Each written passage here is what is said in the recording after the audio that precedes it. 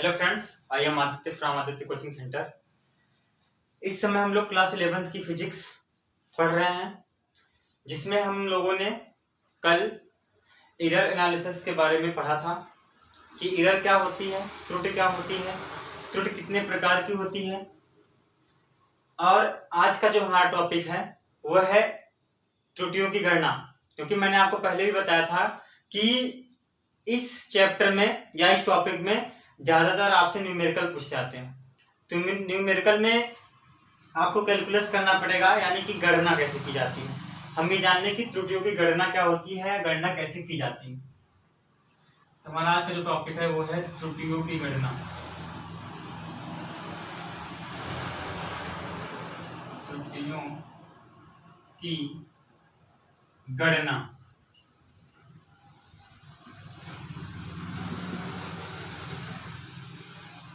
Calculus of error. त्रुटियों की जो गणना है वो 4 प्रकार से की जाती है। कितने प्रकार से की जाती है? ये 4 प्रकार से की जाती है। कौन कौन सी? पहला होता है आपका निरपेक्ष त्रुटि। पहला होता है निरपेक्ष त्रुटि। निरपेक्ष त्रुटि जिसकी इंग्लिश होती है एब्सोल्यूट एरर। Absolute error.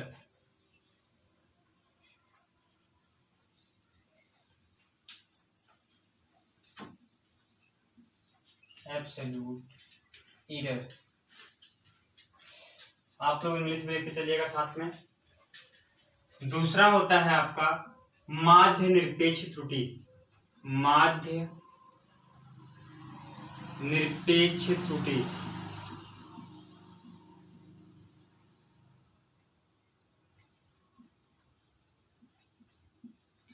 जिसकी इंग्लिश होती है mean absolute error.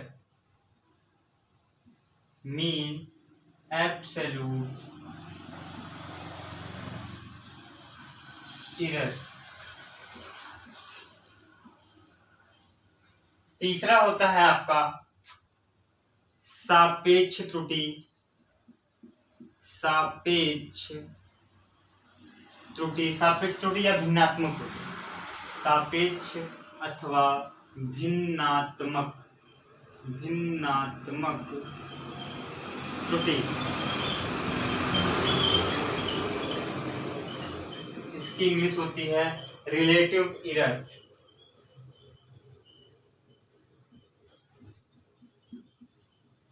Relative error.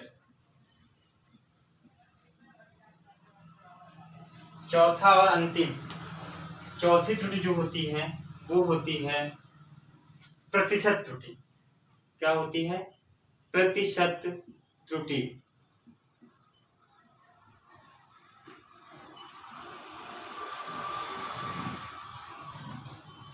इसकी इंग्लिश होती है परसेंटेज एरर।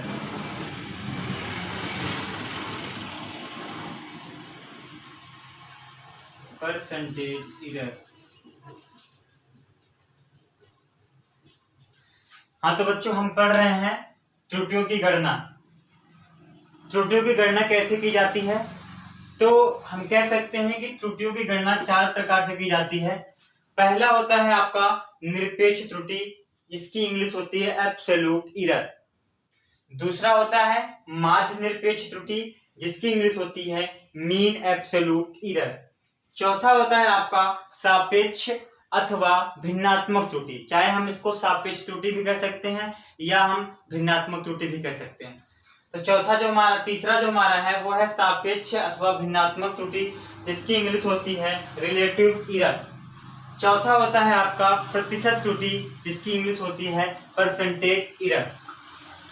अब हम जानेंगे कि निरपेक्ष त्रुटि, माध्य निरपेक्ष त्रुटि, सापेक्ष अथवा भिन्नात्मक त्रुटि या प्रतिशत त्रुटि होती क्या है या कहते किसे हैं।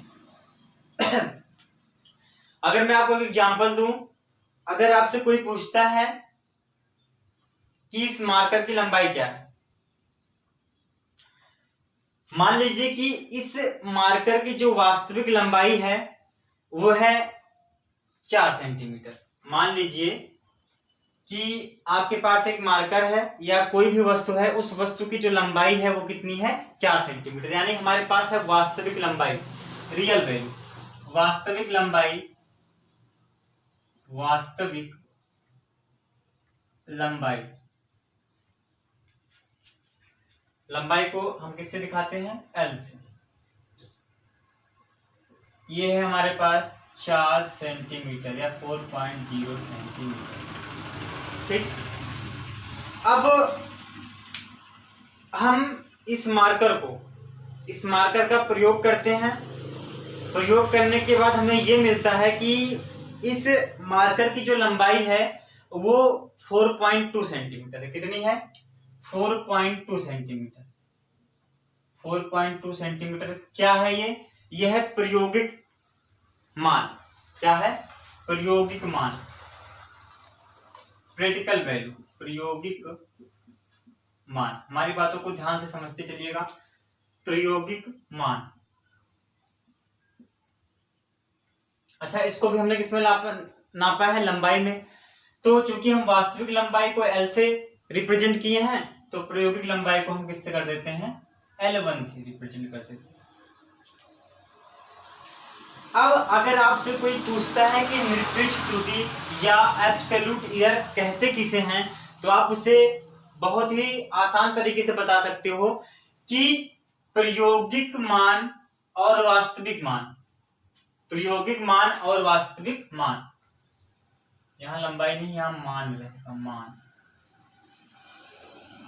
जब हम प्रायोगिक मान में से जब हम वास्तविक मान में से प्रायोगिक मान का अंतर निकालते हैं, तो प्राप्त अंतर निरपेक्ष त्रुटि एब्सोल्यूट एरर कहलाता है। जैसे कि हमारे इस मार्कर की वास्तविक लंबाई थी 4 सेंटीमीटर, हमने इसे नापा, प्रयोग किया इस मार्कर का नापकर, तो हमें मिला 4.2 सेंटीमीटर, यानी ज्यादा मिल रही है।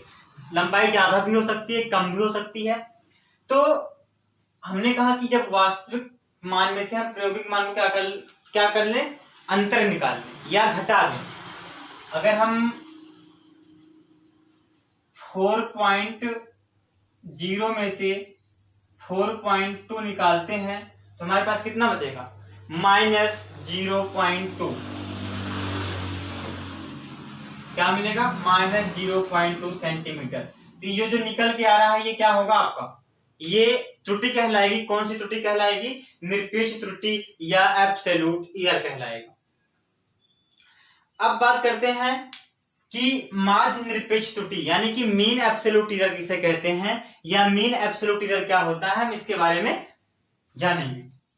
जब हम किसी वस्तु की जिसकी पहले से कोई वास्तविक लंबाई हो, जाहिर सी बात है कोई भी वस्तु होगा, जैसे कि ये मार्कर है, इसका भी कोई वास्तविक लंबाई होगा, रेस्टर है, इसका भी कोई वास्तविक लंबाई होगा। तो अगर हम किसी वस्तु का बार बार प्रयोग करते हैं, किसी वस्तु का बार बार प्रयोग करते हैं, मान लो कि हम इस मार्कर की लंबाई को मापते हैं, तो हमें मिलता है कि इस मार्कर की लंबाई जो है वो है 6 सेंटीमीटर। कितने सेंटीमीटर की है, 6 सेंटीमीटर की। हमारा दिल नहीं भरा, हमने एक बार फिर से प्रयोग किया, तो ये निकल के आया 6.2 सेंटीमीटर। फिर से हमने किया तो वो निकल के आया 6.3 सेंटीमीटर। फिर हमने किया तो 6.4 निकल के आता है, या 5.9 निकल के आता है, 5.8, यानी कम ज्यादा कुछ भी निकल के आ सकता है। जब हम किसी वस्तु को या किसी वस्तु का बार बार प्रयोग करते हैं या बार बार नापते हैं, तो उसमें जो प्रायोगिक मान निकलता है, जब उसमें प्रायोगिक मान निकलता है, जैसे कि हमने इस मार्कर को नापा, तो इस मार्कर की वास्तविक लंबाई जो थी वो थी 6 सेंटीमीटर। कितनी थी, 6 सेंटीमीटर। हमने एक बार नापा तो ये हमें निकल के आया 5.8 सेंटीमीटर। फिर नापा तो 5.6 आ गया, फिर नापा तो 6.2 आ गया, यानी कम भी आ रहा है, ज्यादा भी आ रहा है। ठीक, तो जब प्रायोगिक मान एक से ज्यादा बार होगा, जब हम किसी वस्तु का बार बार प्रयोग करेंगे तो उसमें हमें बार बार क्या मिलेगा, प्रायोगिक मान भी बार बार मिलेगा। तो इन्हीं प्रायोगिक मान का जब हम क्या निकाल लेते हैं, माध्य निकाल लेते हैं। तो उससे प्राप्त जो त्रुटि होती है वही त्रुटि माध्य निरपेक्ष त्रुटि कहलाएगी। अभी हम न्यूमेरिकल के माध्यम से बहुत एक क्वेश्चन करवाएंगे आप लोगों को, जिसमें आपका सब क्लियर हो जाएगा। अच्छा, बात करते हैं कि निरपेक्ष त्रुटि को रिप्रेजेंट किससे करते हैं। तो निरपेक्ष त्रुटि को रिप्रेजेंट हम करते हैं डेल्टा से। डेल्टा ऐसे किससे रिप्रेजेंट करते हैं? डेल्टा से। अगर हमें निरपेक्ष त्रुटि दिखाना होगा तो हम क्या करेंगे, इसको हम लिख सकते हैं क्या? Del L. जैसे कि हमने यहाँ वास्तविक मान हमारा था 4.0 सेंटीमीटर, ठीक। तो इसका जो वो निकल के आया था निरपेक्ष त्रुटि, वो निकल के आया था -0.2 का। तो इसको क्या दिखा सकते हैं? Del L is equal to -0.2 centimetre, ठीक। अब जब हमने इस मार्कर का बार बार प्रयोग किया तो हमें बार बार लंबाई कम मिल रही है, ज्यादा भी मिल रही है। तो इसको हम दिखाएंगे किससे? Del L1, del L2, del L3, delta L4 से। अब माध्य निरपेक्ष त्रुटि माध्य निकालते कैसे हैं? हमने इसके पहले वाली वीडियो में भी एक माध्य निकाला था वास्तविक लंबाई निकालने के लिए। तो फार्मूला होता है मीन बराबर कि कुल पदों की संख्या बटे कुल पदों का योग। कुल पदों का योग यानी कि जैसे दिया गया है इसमें 6.0, 5.8, 5.6, 6.2, तो इन सभी पदों का योग और बटे कुल संख्या। जैसे कि हमें माध्य निरपेक्ष त्रुटि निकालना हुआ तो हमने 4 बार प्रयोग किया और लंबाई जो थी वो 4 बार निकल के अलग अलग। तो इसका निकालेंगे कैसे? 6.0 थी पहली, दूसरी थी 5.8, तीसरी थी 5.6 और चौथा था आपका 6.2 बटे कुल संख्या। कुल कितनी संख्या है? 1, 2, 3, 4 बटे कुल संख्या। अब हम इसको ऐड कर लेंगे, फिर 4 से डिवाइड कर देंगे। जो आएगा वही क्या कहलाएगा? माध्य निरपेक्ष त्रुटि कहलाएगा, मीन एब्सोल्यूट एरर कहलाएगा। अब बात करते हैं सापेक्ष अथवा भिन्नात्मक त्रुटि क्या होता है। सापेक्ष अथवा भिन्नात्मक त्रुटि क्या होता है? आप लोग लिख लीजिए कि जब हम माध्य निरपेक्ष त्रुटि का निरपेक्ष त्रुटि के साथ तुलना कराते हैं तो उससे प्राप्त जो त्रुटि होती है वही त्रुटि सापेक्ष अथवा भिन्नात्मक त्रुटि या रिलेटिव एरर कहलाता है। जैसे कि इसका फार्मूला होता है डेल एल बटे एल। ये क्या होता है? फार्मूला। यानी कि जब हम निरपेक्ष त्रुटि की तुलना करा देते हैं माध्य निरपेक्ष त्रुटि से तो उससे प्राप्त जो त्रुटि होती है वही त्रुटि सापेक्ष त्रुटि अथवा भिन्नात्मक त्रुटि या रिलेटिव एरर कहलाती है। अब मैं क्वेश्चन करवा रहा हूं, आप लोग घबराइए मत। चौथा है आपका प्रतिशत त्रुटि क्या होता है? प्रतिशत त्रुटि। अगर आपसे कोई कहता है कि आप 2/4 का प्रतिशत निकालो, परसेंटेज निकालो, तो आप क्या कराते हो? आप 2/4 में 100 का मल्टीप्लाई करा देते हो। 4 1 जा 4, 4 2 जा 8, 4 5 जा 20, 25 25 2 जा 50 यानी 50%। 2.4 का अगर हम परसेंटेज निकालेंगे कितना आएगा? 50% आएगा। वैसे ही जब आप प्रतिशत त्रुटि निकालोगे तो आप सापेक्ष त्रुटि में 100 से गुणा करा दोगे तो उससे प्राप्त जो त्रुटि निकल के आएगी वही प्रतिशत त्रुटि कहलाएगी। जैसे सापेक्ष त्रुटि अथवा भिन्नात्मक त्रुटि बराबर होता है फार्मूला उसका डेल एल अपान एल, जहां डेल एल निरपेक्ष त्रुटि और एल माध्य निरपेक्ष त्रुटि है। तो हमने क्या कहा प्रतिशत त्रुटि कि जब हम सापेक्ष त्रुटि में 100 से मल्टीप्लाई करा देते हैं, यानी कि सापेक्ष त्रुटि का मतलब डेल एल अपान एल में जब हम 100 से मल्टीप्लाई करा देंगे तो क्या निकल के आएगा? परसेंटेज एरर निकल के आएगा, प्रतिशत त्रुटि निकल के आएगी। यानी कि प्रतिशत त्रुटि का फार्मूला होता है, परसेंटेज एरर का फार्मूला होता है डेल एल अपान एल इंटू 100। आशा करता हूं कि आपको ये सारी त्रुटियां समझ में आई होंगी। अगर नहीं भी आई होंगी तो मैं एक क्वेश्चन के माध्यम से, एक न्यूमेरिकल के माध्यम से आपको समझाना चाहूंगा, आप लोग समझने का प्रयास कीजिए। अगर आप हमारी बातों को ध्यान से सुन रहे होंगे, समझ रहे होंगे, तो आपका हर एक टॉपिक जो होगा वो एकदम क्लियर होता चला जाएगा। आपको हमारे साथ लिखने की जरूरत नहीं है, अगर आप मेरी बातों को ध्यान से समझ लेते हैं, सुन लेते हैं, तो आप बाद में भी नोट्स बना सकते हैं, या वीडियो रोक कर आगे पीछे कर आप, जब कोई प्रॉब्लम होगी तो आप वीडियो को फिर से देखकर आप बना सकते हो।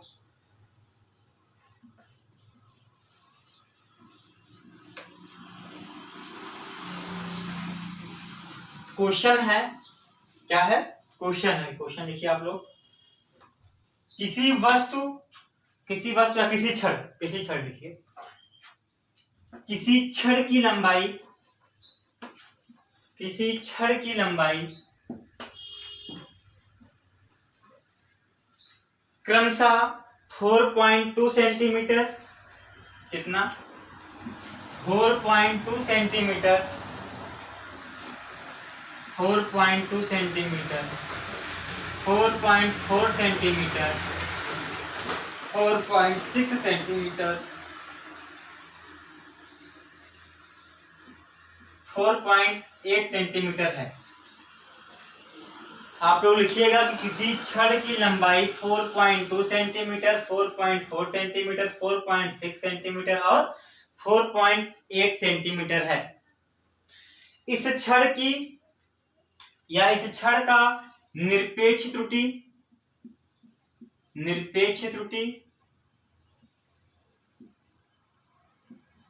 यानी कि डेल एल, माध्य निरपेक्ष त्रुटि,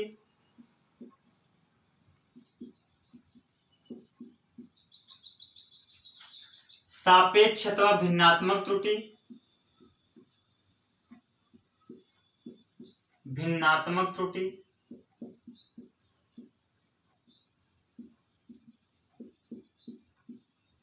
और प्रतिशत त्रुटि क्या होगी, यानी कि आपको निरपेक्ष त्रुटि निकालना है, ये क्या होगा? माध्य निरपेक्ष त्रुटि निकालना है, ये क्या होगा? सापेक्ष अथवा भिन्नात्मक त्रुटि निकालनी है, और लास्ट में आपको प्रतिशत त्रुटि निकालनी है। मैं इस क्वेश्चन के माध्यम से एकदम क्लियर कर दूंगा, आप लोग ध्यान से समझते जाइए। क्वेश्चन क्या है, एक बार फिर से समझ लीजिए। क्वेश्चन कह रहा है कि किसी छड़ की लंबाई 4.2 सेंटीमीटर, 4.4 सेंटीमीटर, 4.6 सेंटीमीटर और 4.8 सेंटीमीटर, तो उस छड़ की निरपेक्ष त्रुटि, माध्य निरपेक्ष त्रुटि, सापेक्ष त्रुटि और प्रतिशत त्रुटि क्या होगी? आप कह सकते हो कि सर जब छड़ एक है तो उसकी लंबाई अलग अलग क्यों है? ठीक, तो जाहिर सी बात है कि उस छड़ को कई बार मापा गया होगा, कई बार नापा गया होगा, तभी तो उस छड़ की लंबाई बार बार अलग अलग डिफरेंट आई होगी। तो अब हम निकालते हैं कि निरपेक्ष त्रुटि कैसे निकलेगी। निरपेक्ष त्रुटि कैसे निकलेगी हम निकालने जा रहे हैं। देखिए, निरपेक्ष त्रुटि हमने बताया था कि जब हम वास्तविक मान में से प्रायोगिक मान को घटा देते हैं तो उससे प्राप्त जो अंतर आता है या जो वैल्यू आती है वही अंतर ही निरपेक्ष त्रुटि कहलाती है या एब्सोल्यूट एरर कहलाती है। हम निकाल रहे हैं निरपेक्ष त्रुटि। निरपेक्ष त्रुटि फार्मूला आपको पता है, वास्तविक मान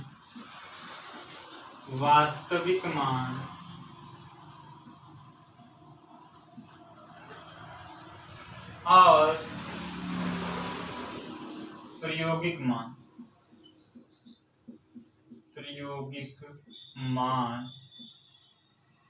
का अंतर, यानी कि जब हम वास्तविक मान से प्रायोगिक मान को सब्ट्रैक्ट कर देंगे या हटा देंगे तो जो वैल्यू निकल के आएगी वही बताएगी कि कितना त्रुटि हुआ है या कितना निरपेक्ष त्रुटि है। अब आप ध्यान दें अगर क्वेश्चन पे, तो क्वेश्चन में आपको अलग अलग प्रायोगिक मान तो दिया गया है, आपको प्रैक्टिकल वैल्यू तो दिया गया है, 4 प्रैक्टिकल वैल्यू दी गई हैं, लेकिन वास्तविक वैल्यू क्या है, रियल वैल्यू क्या है, वास्तविक मान क्या है, ये नहीं दिया गया है। तो सबसे पहले हम वास्तविक मान निकालेंगे कि उस छड़ की वास्तविक वैल्यू क्या रही होगी। वास्तविक मान क्या रहा होगा पहले हम वो जानते हैं। इससे पहले जो हमने वीडियो बताया था तो उसमें भी मैंने एक बार आपको वास्तविक मान निकालने का फार्मूला बताया था। फार्मूला वही पुराना है, फार्मूला जो है वही घिसा पिटा पुराना ही फार्मूला है। क्या है कि कुल पदों का योग बटे कुल संख्या। तो कुल संख्या कितनी है? 1 2 3 4। कितनी संख्या है? 4 है, बटे कुल संख्या 4 होगी। कुल पदों का योग यानी कि 4.2 प्लस 4.4, बड़े प्यार से निकाल लेंगे हम लोग, 4.6 प्लस 4.8 कितना हो जाएगा? 8 और 6 14, 14 और 4 18, 18 और 2 20, 20 के 0 कैरी आ जाएंगे 2, 4 4 8 4 12 4 16, 16 और 2 18, यानी कि 18.0 अपान 4, 18.0 अपान 4। फिर से ऐड कर लेते हैं। 8 और 6 14, 14 और 4 18, 18 और 2 20, 20 के 0 कैरी आएगी 2, 4 4 8 4 12 4 16, 12 और 4 16, 16 और 2 जो कैरी आई थी 18 अपान 4। अब 4 4 जा 16.45 सेंटीमीटर, यानी कि इस उस छड़ की जो वास्तविक लंबाई रही होगी वो कितनी थी? 4.5 सेंटीमीटर। यानी हम लिख सकते हैं कि छड़ की वास्तविक लंबाई बराबर छड़ की वास्तविक लंबाई पर वास्तविक मान या वास्तविक लंबाई मान बराबर 4.5 सेंटीमीटर। ये उस छड़ की वास्तविक वैल्यू 4.5 सेंटीमीटर। अब निकालना हमें निरपेक्ष त्रुटि। फार्मूला कहता है कि वास्तविक मान माइनस प्रायोगिक मान। अच्छा, क्योंकि यहाँ पे प्रयोग 4 बार किए गए हैं तो जाहिर सी बात है कि निरपेक्ष त्रुटि भी कितने बार निकलेगी? 4 बार निकलेगी। इसको हम मान लेते हैं L1 del L1 delta L2 delta L3 delta L4। ठीक, तो पहला हम क्या निकालेंगे? हम निकाल रहे हैं निरपेक्ष त्रुटि। इसको किससे दिखाते हैं? डेल L से दिखाते हैं। तो डेल L बराबर हो जाएगा आपका, निरपेक्ष त्रुटि बराबर हो जाएगा वास्तविक मान यानी कि L माइनस प्रायोगिक मान। पहले प्रयोग का निकालते हैं 4.2, या वास्तविक मान में पता चल गया, सीधा रख लेते हैं 4.5। ये था 4.2, तो ये क्या निकल के आएगा? डेल L1 बराबर डेल L1 यानी कि पहला जो निरपेक्ष त्रुटि रही होगी वो कितने की थी? वो थी 0.3 सेंटीमीटर। 0.3 सेंटीमीटर, यानी पहले निरपेक्ष त्रुटि में मिल गई क्या? 0.3 सेंटीमीटर की। अब हम दूसरी निरपेक्ष त्रुटि निकालते हैं, यानी कि डेल L2 निकालते हैं। तो डेल L2 वास्तविक मान तो हमेशा वही रहेगा, बदलता नहीं है, 4.5 है, 4.5 ही रहेगा। माइनस अब डेल L2 कितना है? 4.4 है, तो हमें मिल जाएगा 0.1 सेंटीमीटर। ये हमको क्या मिल जाएगा? Del L2। ऐसे हम डेल L3 निकालेंगे, डेल L4 निकाल लेंगे।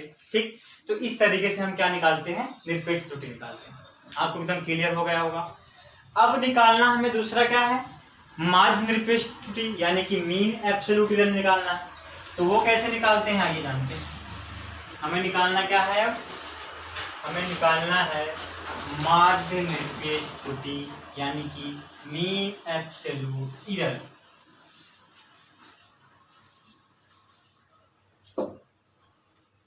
मीन एब्सोल्यूट एरर निकालने का फार्मूला है सिंपल सा। क्या? मैंने तो इरेज कर दिया यार। ये जो निकल के आया था आपका, कितना निकल के आया था? 4.5 वो निकल के आया था हमारा, फिर से एक सेकंड, पहला हमारा डेल L1 निकल के आया था 4.5, ये हमारी रियल वैल्यू थी, इसमें से हमने ये माइनस किया था, तो ये निकल के आया था हमारा 0.3 सेंटीमीटर। डेल L2 सब निकाल देते हैं हम लोग, तो ये 4.5 में से 4.4 माइनस कर देंगे, रियल वैल्यू में से प्रैक्टिकल वैल्यू निकाल देंगे, तो ये आएगा 0.1 सेंटीमीटर। तीसरा निकालते हैं डेल L3 अगर हम, तो ये आ जाएगा 4.5, वास्तविक मान वही रहेगा, माइनस 4.6, तो ये कितना आ जाएगा, ये आ जाएगा हमारा माइनस 0.1 सेंटीमीटर। फिर क्या होता है, डेल L4 निकालेंगे हम लोग, तो ये कितना निकल के आएगा, या माइनस में जो बड़ा होता है उसी में से घटा लेते हैं हम लोग, 0.1 ही रहने दीजिए। तो 4.8 में से हम माइनस कर लेंगे क्या, 4.5, रियल वैल्यू क्या है 4.5, इसमें से हम घटा लेंगे 4.8, तो ये आएगा माइनस 0.3। ठीक, अब इसका मीन निकालते हैं, हमको क्या निकालना है, माध्य निरपेक्ष त्रुटि। तो माध्य निरपेक्ष त्रुटि का फार्मूला होता है क्या, कुल पदों की संख्या, यानी कि 0.3 प्लस 0.1 प्लस 0.1 प्लस 0.3 अपॉन 4। इस तरीके से हम क्या निकाल लेंगे, माध्य निरपेक्ष त्रुटि निकाल लेंगे। फिर क्वेश्चन पूछ रहा था कि सापेक्षिक त्रुटि क्या होती है, सापेक्ष अथवा भिन्नात्मक त्रुटि क्या होगा। तो इसको निकालने के बाद जो वैल्यू मिलेगी उस वैल्यू का हम तुलना करा देंगे किससे, निरपेक्ष त्रुटि से। किससे कराएंगे तुलना, निरपेक्ष त्रुटि से करा देंगे। तो जितना आएगा उतना अपॉन 4.5 करेंगे हम लोग, तो जो वैल्यू निकल के आएगी वो हो जाएगी आपकी क्या, सापेक्ष त्रुटि हो जाएगी, रिलेटिव एरर हो जाएगा। बात करते हैं परसेंटेज की, परसेंटेज एरर की, तो जो वैल्यू निकल के आएगी सापेक्ष त्रुटि की, उसमें हम 100 से मल्टीप्लाई करा देंगे, तो प्राप्त जो वो रहेगा हमारा, जो निकल के आएगा वही क्या रहेगा, प्रतिशत, परसेंटेज एरर रहेगा, प्रतिशत वैल्यू रहेगी, प्रतिशत त्रुटि रहेगी। हाँ, किसी काम से मैं बाहर जाना है, मैं एक क्वेश्चन कल भी कराऊंगा, कल पूरा क्वेश्चन कराऊंगा, बीच में छोड़ूंगा नहीं उसे। आज आप लोग काम चलाइए, कल मैं एक आध क्वेश्चन और इस तरीके से आपको बताऊंगा, या यही क्वेश्चन मैं पूरा करवा दूंगा। Thank you. अगला जो हम पढ़ेंगे, हमारा जो अगला टॉपिक रहेगा, एक न्यूमेरिकल में फिर से बताऊंगा आपको। उसके बाद जो हमारा अगला टॉपिक रहेगा वो रहेगा त्रुटियों का समायोजन। त्रुटियों का समायोजन कितने प्रकार से होता है या क्या होता है, मैं इसके बारे में कल चर्चा करूंगा। तब तक के लिए नमस्कार।